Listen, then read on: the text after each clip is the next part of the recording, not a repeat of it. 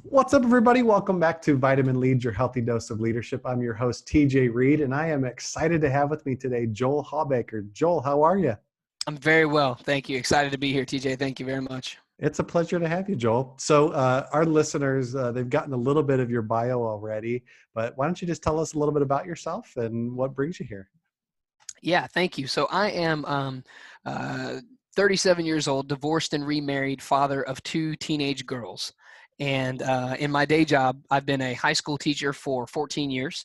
I've been a soccer coach for 17, 18 years now, something like that. Ever since I stopped playing in college, Okay. I've been coaching soccer. So very familiar with what it is to lead classrooms and to lead teams and to try to, be the head of a family. And so a lot of those lessons that I've learned are things that I share in my leadership presentations. A lot of the examples I use come from the sports world or the family world or the classroom, those kinds of things. So, but yeah, I'm again, I'm excited to be chatting with you this evening. So thank you very much for having me on.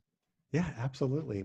So when I was looking at some of your stuff, Joel, you help young adults overcome obstacles and grow in three key areas. You help them grow in courage, confidence, and humility. Mhm. Could you just talk a little bit about why grow those three traits specifically for young adults?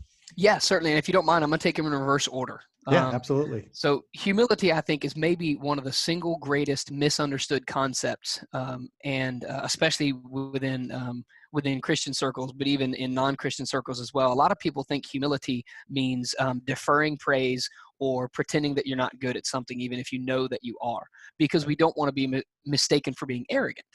But I think C.S. Lewis, in his book Mere Christianity, he gives a great explanation of humility. If you look it up in a dictionary, it's completely unhelpful. Most of the dictionary definitions of humility say the quality of being humble.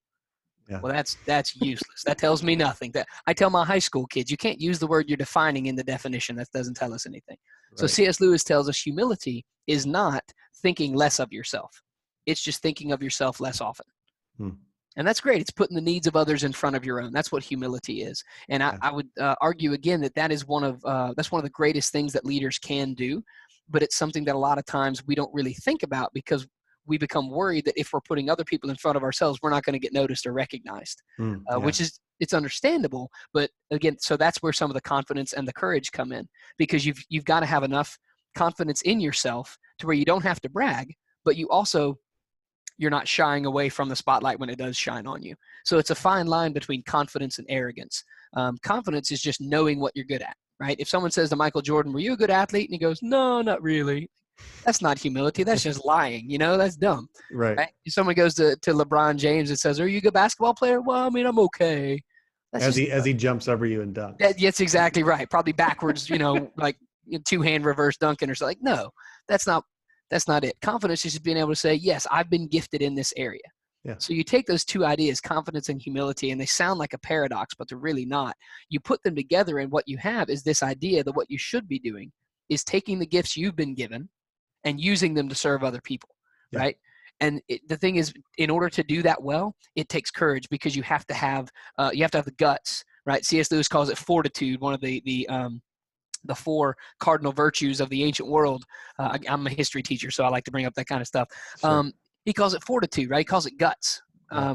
That's a great term for it. You have to be willing to fail because there Yeah. are some times when you're not going to get it right as a leader, and you have to be willing to deal with the inevitable criticism that comes with being a leader, no matter who you're in charge of or what you're in charge of. Whatever you do, someone else thinks they know how to do it better than you do, and they're Yeah. going to tell you that.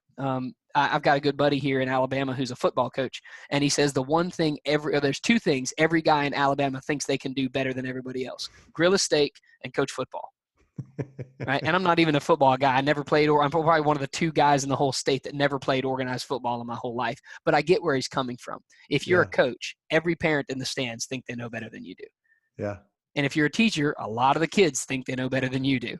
Yeah. So no matter what your leadership is, you have to be willing to deal with the inevitable criticism that's going to come your way. It takes courage to be a leader. It takes confidence to be a leader. It also takes humility to be a great leader because you've got to be willing to put the needs of other people in front of your own needs. So that's why I focus on those three traits.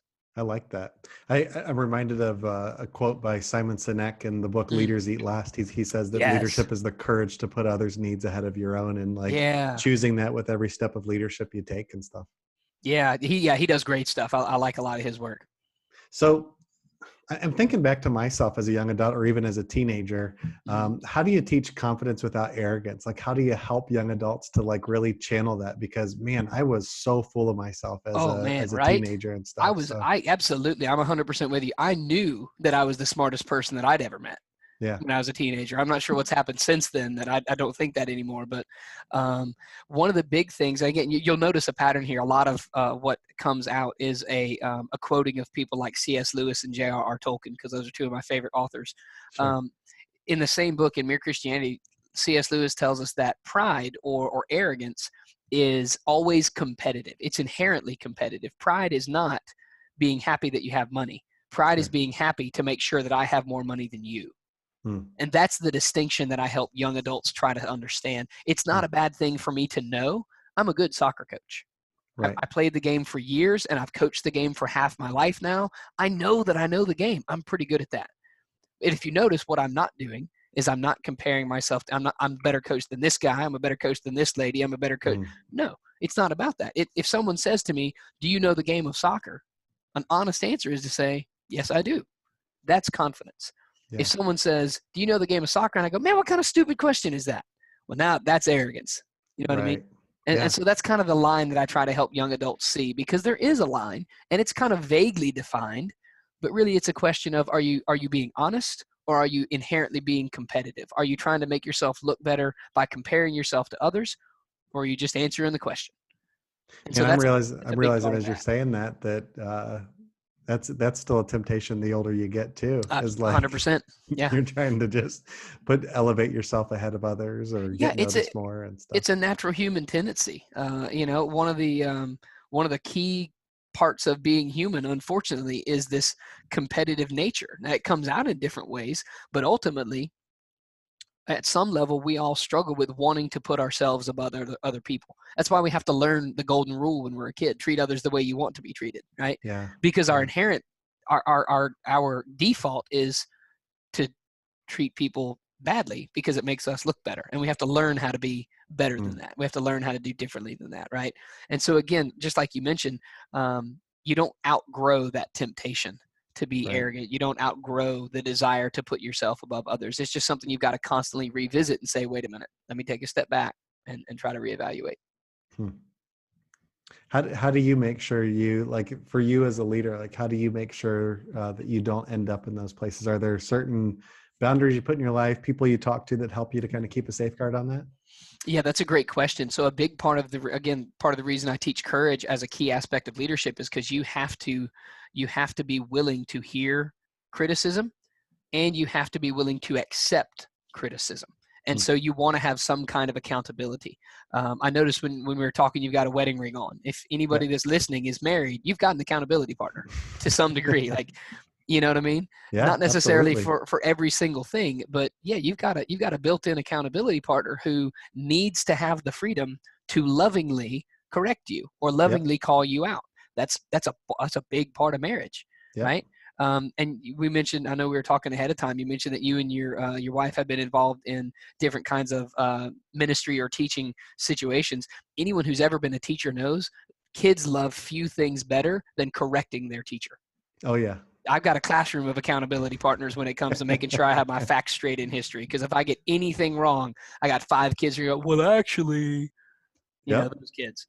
But yeah, so as a leader, you've got to, whether it's systems in place or whether it's someone who is close to you that is willing to do that. So like when I'm coaching soccer, rarely do I coach by myself.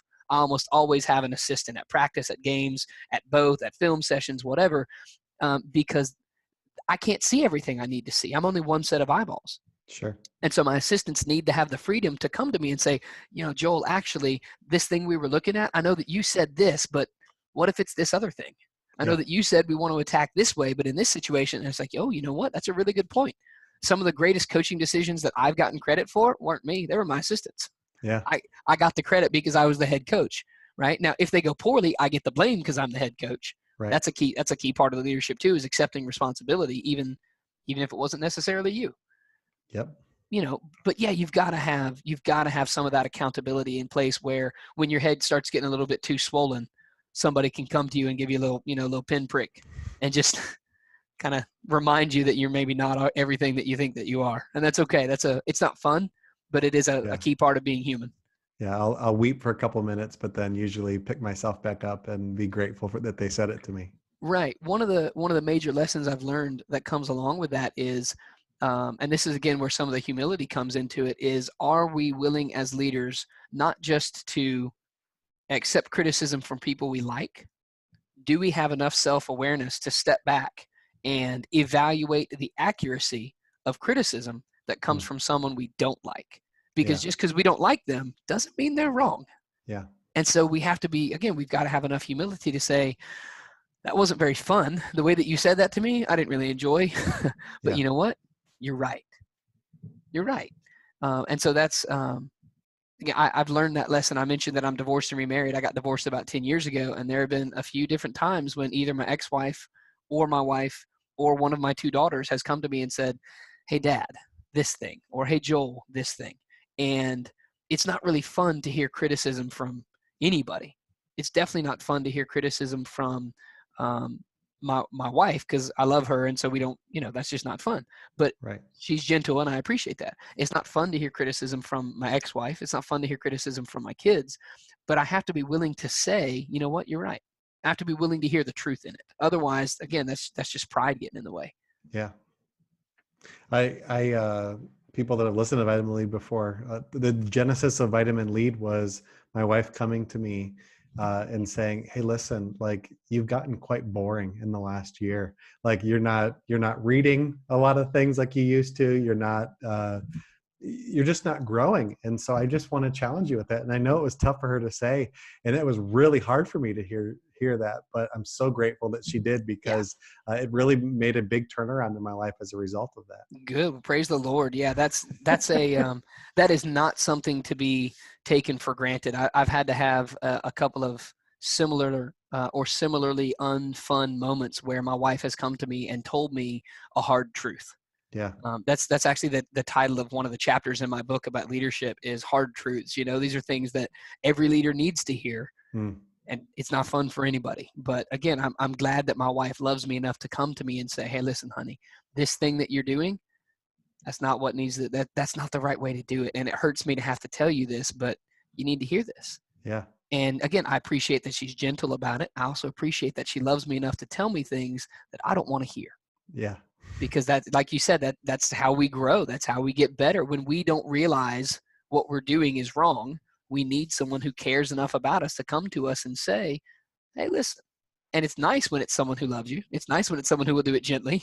Yeah, exactly. That's a blessing, because it could be someone who doesn't like you and is very glad to point out all of your flaws. Oh yeah. Yeah. That's less fun. Yeah.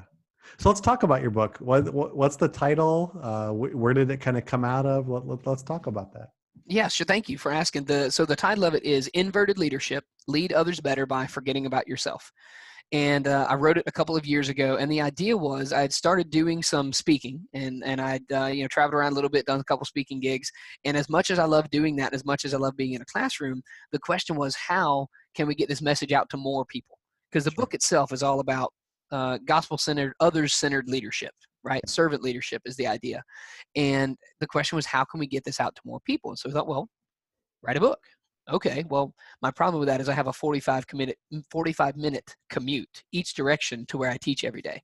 Okay. And I was also coaching soccer. And again, I got 2 kids. And so it was hard to find the time to do it. So what I ended up doing was actually outlining it on 3x5 cards and speaking it out loud into a tape recorder as I was driving to and from school for about 2 or 3 Nice. months. Yeah, and then I'd That's come home. commitment. Well, it's one of those things where I've read a bunch of books about leadership and about time management and whatever. And there's a lot of people who will tell you, if you really want to do something, you will find a way to make it happen. Yeah. If you don't, you weren't that interested. Yeah. And that's not fun to hear, but it was I wanted to get this book done. And I had an hour and a half a day where I had to be behind a steering wheel. So how can we make that work?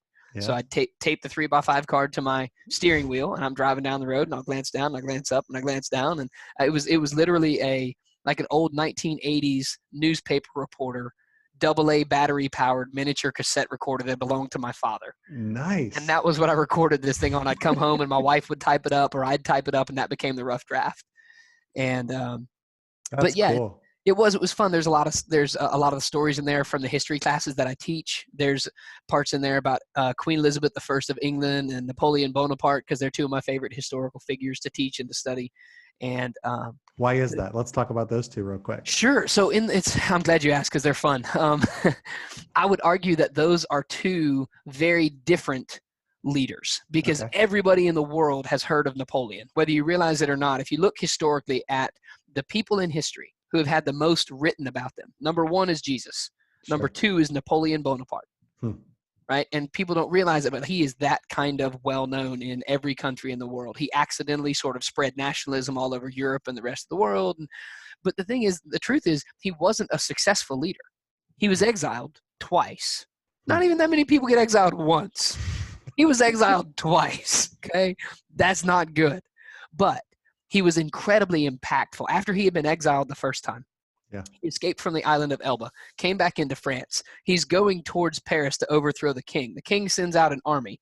He walks out in front of this army, and he opens his coat to them, and he says, "I'm your emperor. If any of you has the guts to kill your emperor, do it." And instead, they came over to his side and like cheered him into Paris and threw the king back. Like, that's crazy. That's insane. Yeah, what kind of impact? So in the book, what I talk about is Napoleon was an impactful leader. He wasn't successful, but he was impactful. With Elizabeth, I argue the opposite. See, she was Queen of England for the better part of half a century. She was Queen of England during a lot of the religious warfare that took place in Europe. She was a Protestant, and she was the leader of a Protestant country when the rest of Europe, except for the Netherlands, was very, very Catholic. She survived like 24 assassination attempts. Her army, or her navy, fought off the Spanish Armada in 1588, the biggest armada, the world had maybe ever seen at that point. Like, she was awesome. But most people don't actually know much about her. Yeah. I don't have a clue. Most people haven't heard about her. And so she was a very successful leader, but her impact on the people that followed her, I would argue, was probably less than that of Napoleon. And so the question that I pose at the end of that chapter is, which do you want to be? Do you want to be successful? Do you want to be impactful? Because you need to know, because it's going to shape your decision making. Sure. So like as a soccer coach, do I want to focus on being successful and winning games and trophies? Or do I want to focus on being impactful and shaping the lives of my players? Because those two things, while they're not mutually exclusive, sometimes they do come into conflict. Sure. That is, there are some decisions I could make that would lead to winning a game, but they might come at the expense of teaching somebody a life lesson that's more important than winning a soccer game. Right. Like if you choose not to suspend one of them or something because you want to win a game or something. That's exactly right. Do I reward bad behavior for the sake of winning a game for my own ego? Yeah. Or do I try to get them to understand what they did isn't acceptable, even if it costs us a championship, a trophy, a game, whatever it may be, right? Yeah. And so, like I said, I love studying those two leaders because I think they provide an excellent sort of case study for that very large sort of contrast there between success and impact. I like that. That's good.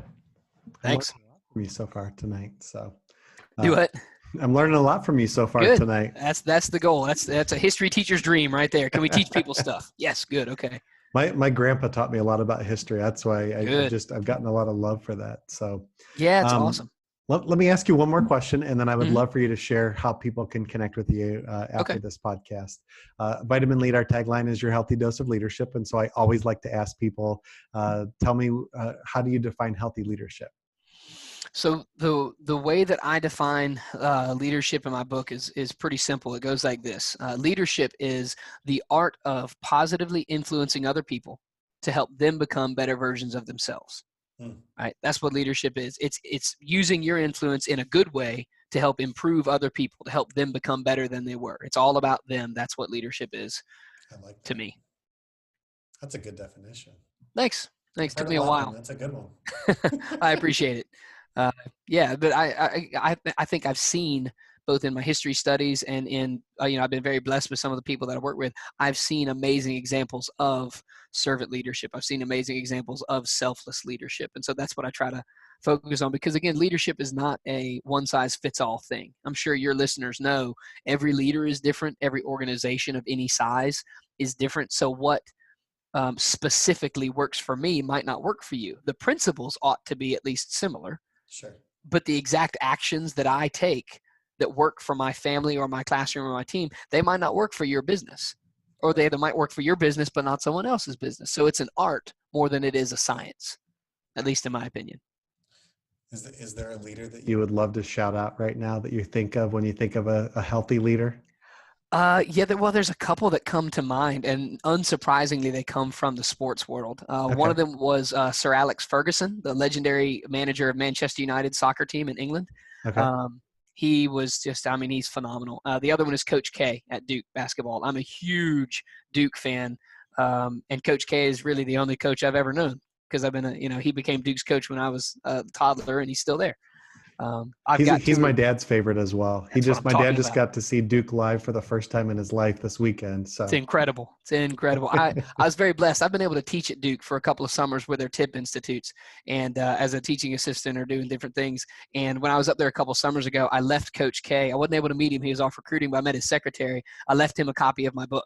oh, And cool. again, I'm a nobody from Nowheresville. He doesn't know me from Adam, right? But he took the time. Like when I left it, his secretary said, "Make sure you put your email address in there. He'll want to get in touch with you." And I thought, well, that's really nice of you to say. She Right. was completely serious. About a month later, I had an email from Coach K saying, "Hey Joel, thanks for the book. Really appreciate it. Thanks for your support." That's And cool. it probably didn't take him 30 seconds, but he didn't have to take that 30 seconds. Like that Yep. was really awesome. Thanks a lot, Coach K. Thanks. Like that was pretty cool. That's a good story. I like that story. Yeah, I wish I could say that I met him and we hit it off, and now he wants to hire me as an assistant coach, but I had to turn him down. But that would be a complete fabrication. So, Well, what do good. you do? Honesty, the courage to be honest and humble, right? That's exactly right. That's Okay. exactly So, right. Joel, how can people connect with you after the podcast here? Best way is either my websites or social media. Okay. So I work a lot with leaders. You can find me at joelwhawbaker.com. You Okay. can find me at reallifeleading.com. You can also find my blended family work at stepdadding with an ing, stepdadding.com. Right. Yeah. Find me on social media. I'm on Twitter, LinkedIn, and Facebook. It's all Joel W. Hawbaker. Awesome. Well, we'll make sure to put those links in the show notes so people can check it out and see that. But this has been a delight talking with you tonight, Joel. Thank you for taking the time. Yeah, it really has been my pleasure. Anytime I get a chance to chat leadership, history, soccer, that's totally fun for me. So thank you very much for having me on. I'd love to connect with some of your listeners if I can answer questions. If you just want to chat, hook me up. Hit me up. Let's talk. That'd be great. Awesome. Well, hit them up, leaders, and thank you for listening in. And we will talk to you soon, Joel. Great. Thank you. All right. Bye-bye.